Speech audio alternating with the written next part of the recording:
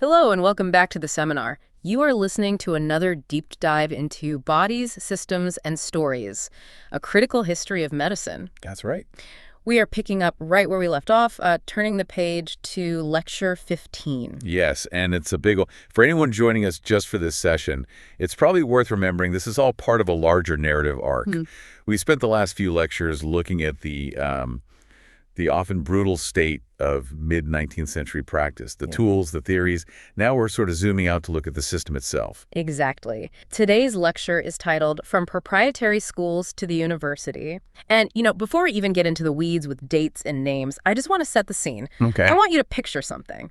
Imagine you're walking down a dusty street in an American city. Let's say it's 1870, Cincinnati maybe, or Chicago. You see a corner drugstore. A very common sight back then. Right. Maybe you go in for a soda, a tonic. Yeah. But then you hear this commotion upstairs. A lot of noise, stomping around. You look up, and on the second floor, directly above this shop, there's a sign that says Medical College. And I'm using very heavy air quotes there. The only requirement to get up those stairs is cash in your pocket.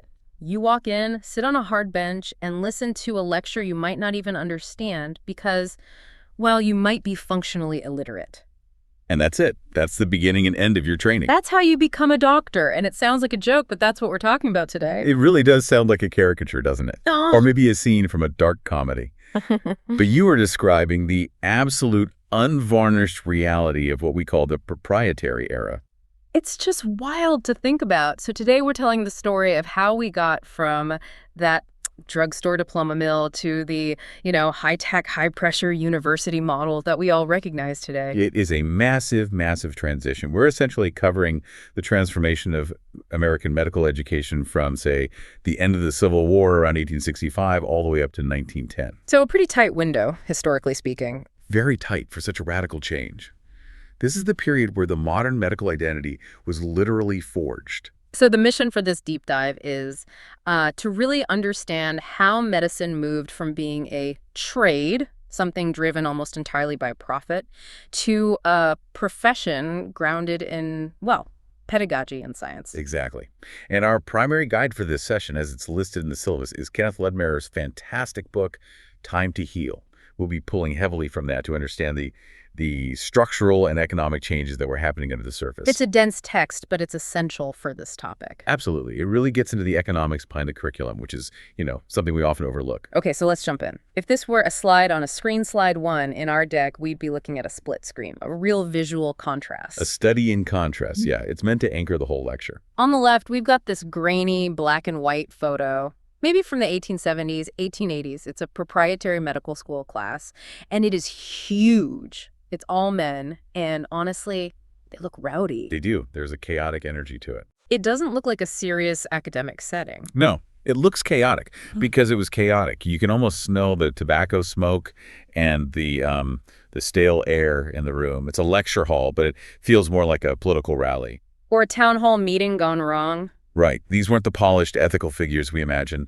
These were roughnecks. There are accounts of students throwing things like paper wads or even vegetables at the lecturer if they got bored. It was a visceral, totally unregulated environment. And then on the right side of the screen, we have another photo. This one's from 1893. It's the very first class of the Johns Hopkins Medical School. And the difference is it's night and day. It's startling when you see them side by side. You see men, but you also see women, which is a massive shift right there. A huge deal. And everyone is wearing these crisp white coats. They're in a laboratory surrounded by glassware, microscopes, scientific equipment. It looks serious. It looks ordered. That visual basically sums up the entire lecture. We're moving from what you could call proprietary chaos, that's the image on the left, to university order, the image on the right. And we're looking at that critical window, 1865 to 1910, where absolute everything changed. It wasn't just a change in clothes then. No, not at all. It was a change in epistemology, a fundamental change in how they viewed knowledge itself. So let's unpack that chaos side of things first. Slide 2 takes us to what's called the medical free market of the post-Civil War era. And, free market usually has positive connotations in American history, but here, maybe not so much. Free market is the polite term. A better one might be laissez-faire nightmare. You have to understand that in the mid-19th century, American medical education was widely considered the absolute worst in the industrialized world. The worst. That feels like an exaggeration. We always think of America as being on the cutting edge of things. Today, maybe. But in the 1870s, Yeah. absolutely not. Without question, we were at the bottom of the barrel. If you were in France or Germany at this time, there were standards. There were state requirements. The government actually had a say in who could practice medicine. But in America? Nothing. A vacuum. There were virtually no legal restrictions on who could open a medical school.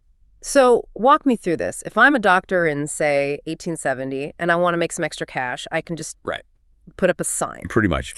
You and, say, 6 or 7 of your doctor friends get together. You form a corporation. Yep. You rent a hall, or that room above the drugstore you mentioned. You put up a sign that says medical college, and boo, you're in business. That's it. You get a charter from the state legislature, which was usually just a rubber stamp, and suddenly you're a professor. It was that easy. That's the diploma mill business model we hear about? It was a business. That is the absolute key point to lock onto here. Yeah. These schools were owned by the local doctors. They held the stock. The motivation was profit, plain and simple, not education. So the goal was just to get as many students in the door as possible. To maximize the fees. Yeah. Every student was a paying customer. It was a numbers game. And if you want to get the maximum number of students, you can't have pesky things like standards or requirements getting in the way. Exactly. You make it hard to get in, you lose customers. Yeah. So the entrance requirements were, they were non-existent. What does that actually mean? Like no high school diploma? Worse.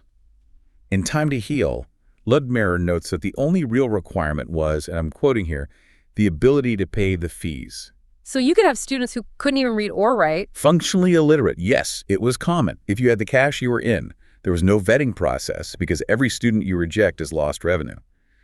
Just imagine trying to teach physiology to someone who can't read the textbook. That was the reality. Okay, so I've paid my fee. I'm sitting in the room. What am I actually learning? This brings us to slide 3, the proprietary model.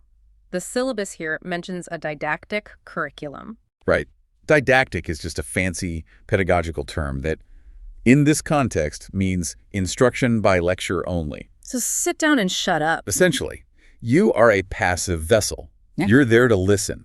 There is absolutely no doing. You aren't dissecting things yourself. You're not looking through microscopes. You're just hearing a guy talk about anatomy. A guy talk about anatomy or chemistry or surgery. It's theoretical in the absolute worst sense of the word. It's disembodied knowledge. And the structure of the schedule itself is just, it's baffling to me. The syllabus calls it the 16-week loop. Can you explain how this actually functioned? It's one of the most absurd aspects of the entire era. So the academic year was incredibly short, usually just 2 16-week terms. That's only 4 months each. Okay, that's short, but maybe it's super intense. Maybe they cram a lot in. Well, here's the kicker.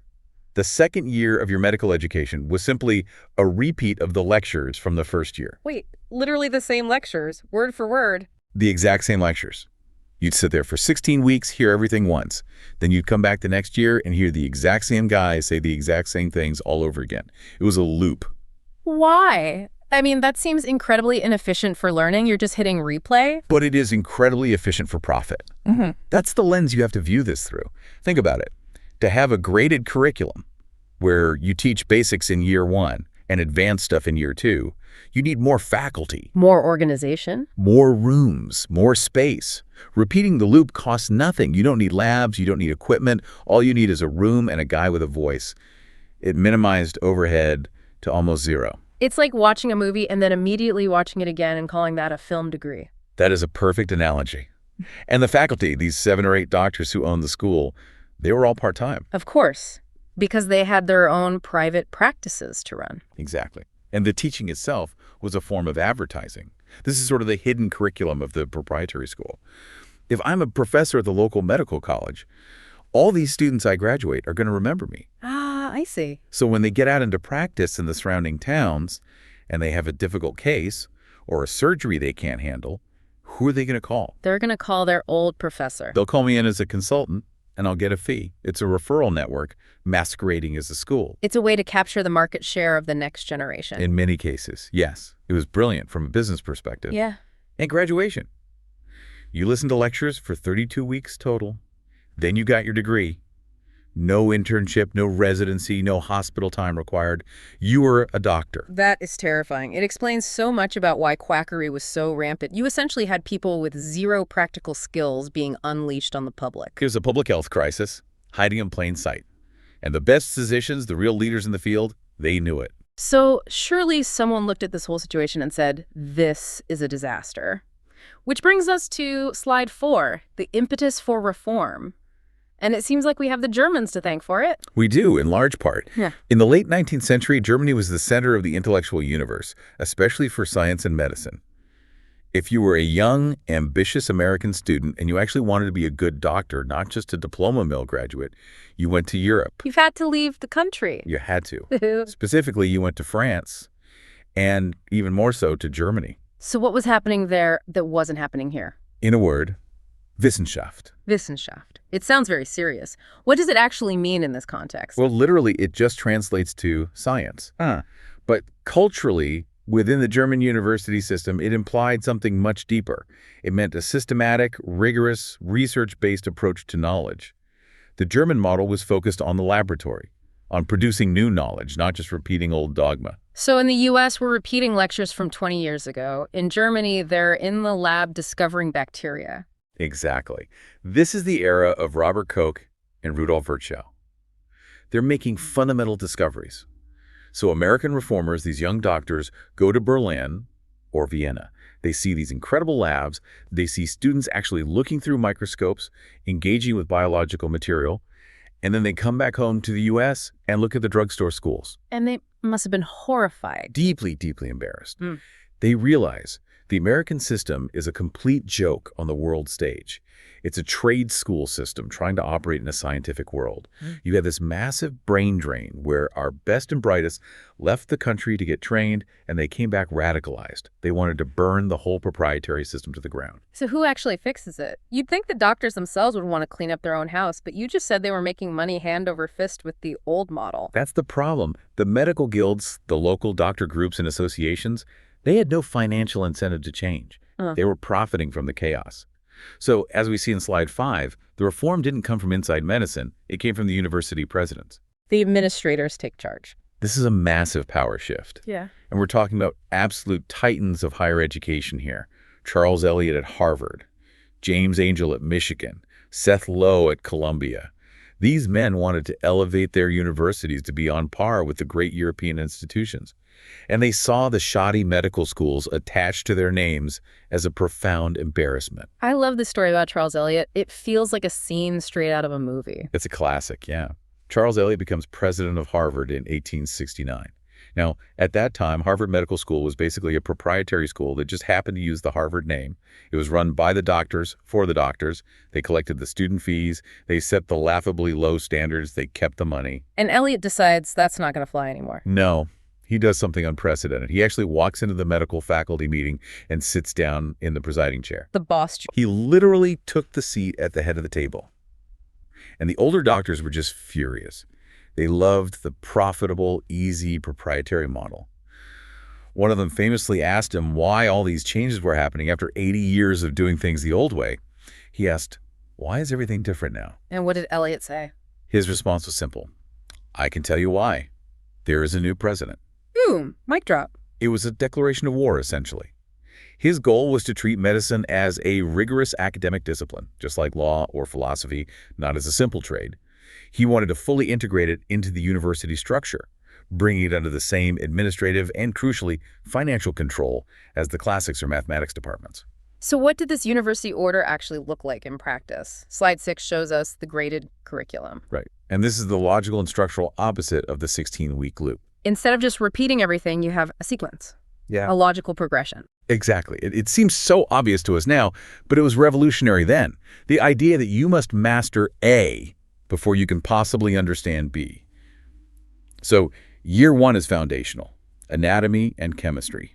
You have to know what the body is made of and the chemical processes that drive it. Then you build on that. Then year 2 is physiology and pathology, how the body works when it's healthy and how it breaks down when it's sick. And only after that, in years 3 and 4, do you move on to clinical practice. But the biggest physical change here, the thing you can see and touch, is the laboratory. That is the physical manifestation of Wissenschaft. This is where we go from listening to doing. From passive to active. Yes. In the proprietary days, you heard about chemistry. In the graded curriculum, you stand at a bench and you do chemistry. You look through a microscope at histology slides. You don't just take the professor's word for it. You verify the science with your own eyes.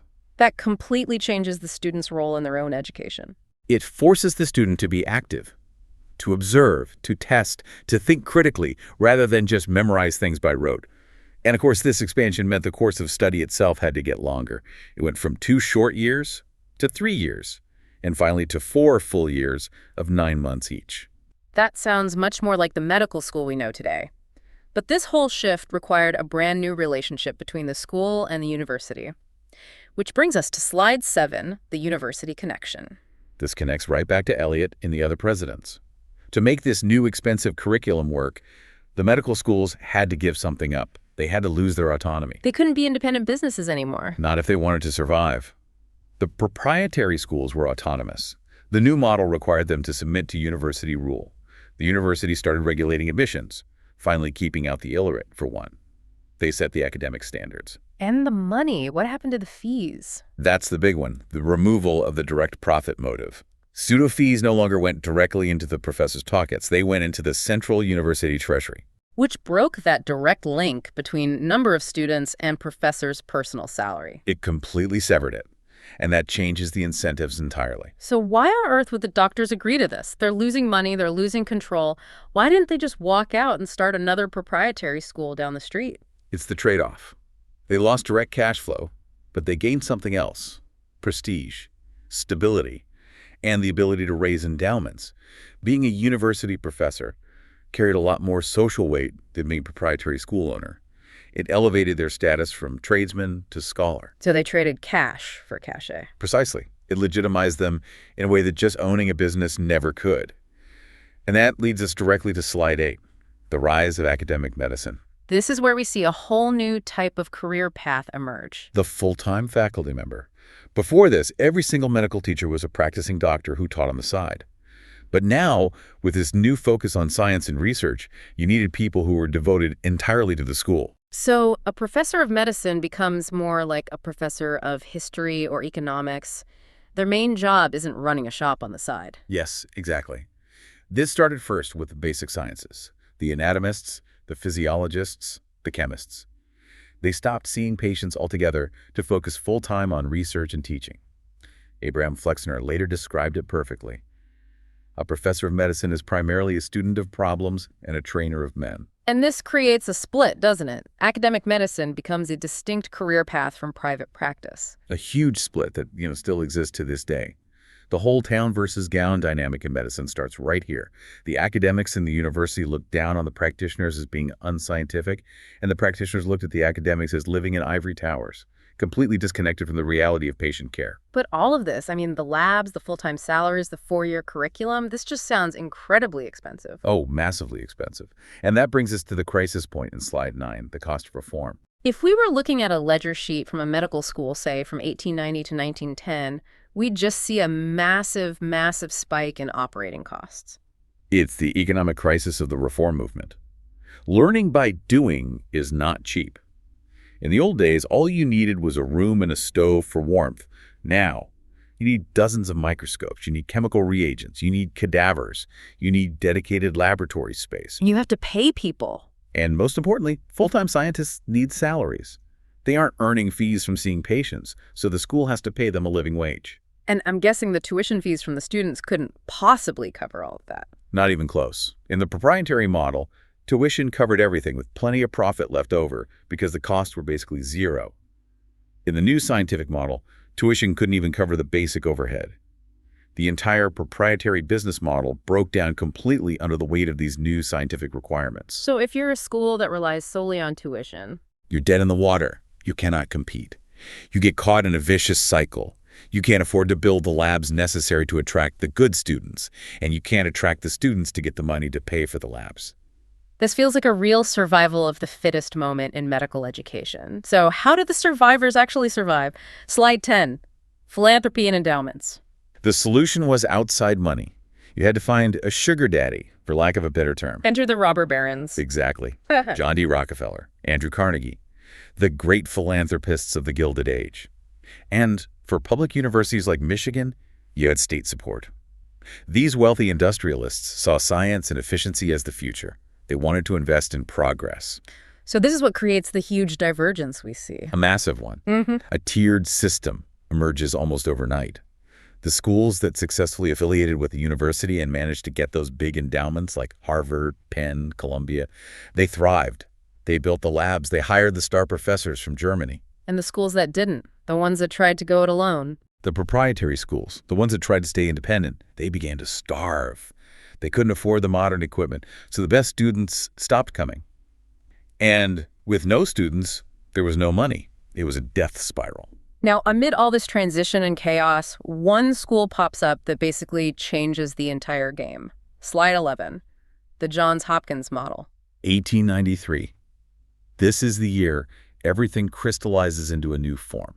Why does Hopkins get all the credit? I mean, Harvard was reforming too. Why is Hopkins always the one cited as the birth of modern medicine? Harvard was reforming, yes, but it was like renovating an old house while people are still living in it. They had to drag an old resistant faculty along with them. Hopkins was completely unique because it started from scratch. It didn't have to reform anything. It was designed from the ground up to be the ideal. It was the prototype. The perfect prototype. It was built with an enormous endowment from Johns Hopkins, the Quaker merchant, with the specific instruction to create a university and a hospital that were joined at the hip. And its requirements were shocking for the time. It demanded a college degree just to apply. A bachelor's degree. Not just, can you pay, but do you have a 4-year university degree? That's a huge leap from, can you read? Monumental. It immediately restricted the student body to the intellectual elite of the country. The curriculum was 4 years from day one. The classes were small. And the teaching method was entirely based on 2 things: the laboratory and the clinical clerkship. It became the yardstick. Instantly.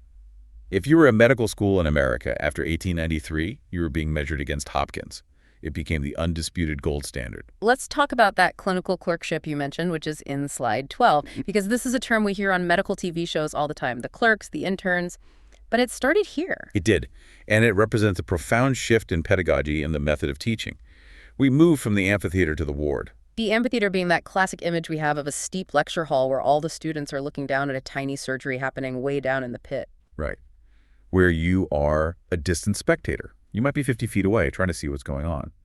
In the clerkship model, which was really perfected by Sir William Osler at Hopkins, the student becomes an active part of the hospital machinery. Learning by doing again. The ultimate learning by doing.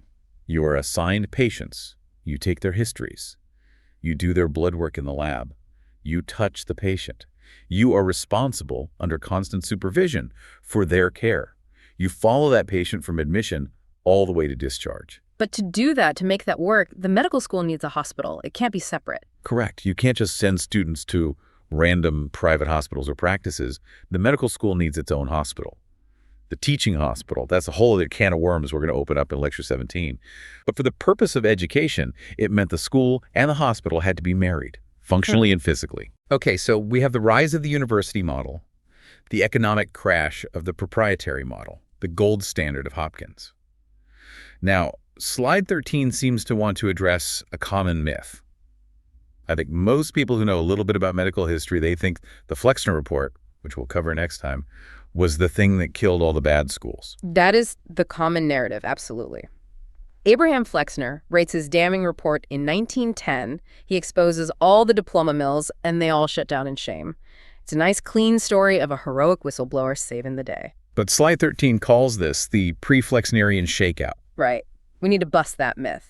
The Flexner report was the nail in the coffin, maybe, but the patient was already dying. It was the economics. Exactly. The crushing economic pressure of the scientific model we've just been discussing was already killing off the proprietary schools.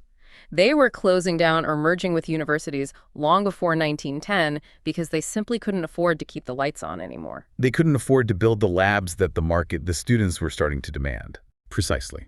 The market was shifting. Students weren't dumb. They knew that if they went to a cheap diploma mill, they wouldn't get the training they needed to pass the new state licensing exams that were starting to pop up. So the bad schools were starving for students. Flexner just chronicled a death that was already well underway. He hastened it, certainly, but he didn't cause it. That makes a lot more sense. It wasn't just a sternly worded report, it was bankruptcy.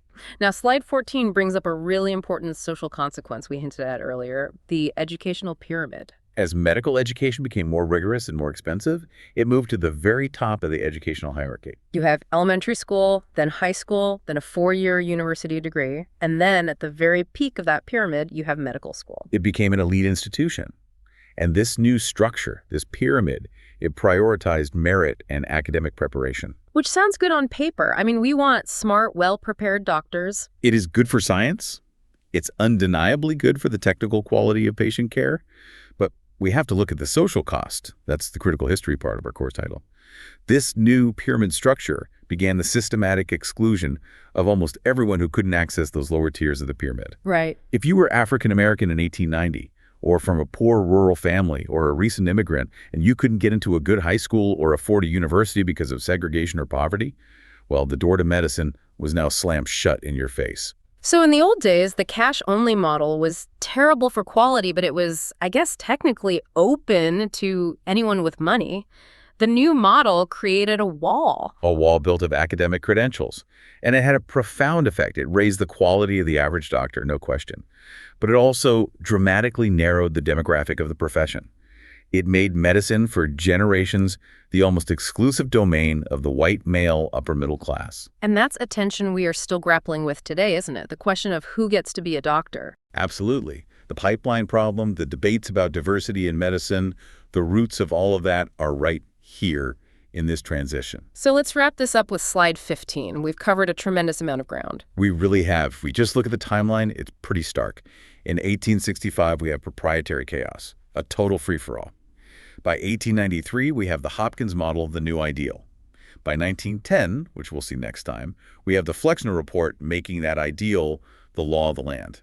And by 1920, the proprietary school is basically extinct. In the grand scheme of history, 40 or 50 years is just a blink of an eye for that kind of change. It's an incredibly rapid revolution. We went from a second-floor trade school above a drugstore to a high-tech university department in a single lifetime. A doctor practicing in 1910 might have started his career in the diploma mill era and ended it in the era of the X-ray and the sterile operating theater. So to sum up, what are the key takeaways for today? I think there are two big ones. First, the fundamental shift in purpose from profit to pedagogy. And second, the shift in method from passive listening to active doing. Those two things really established the structure of medical education we still use today.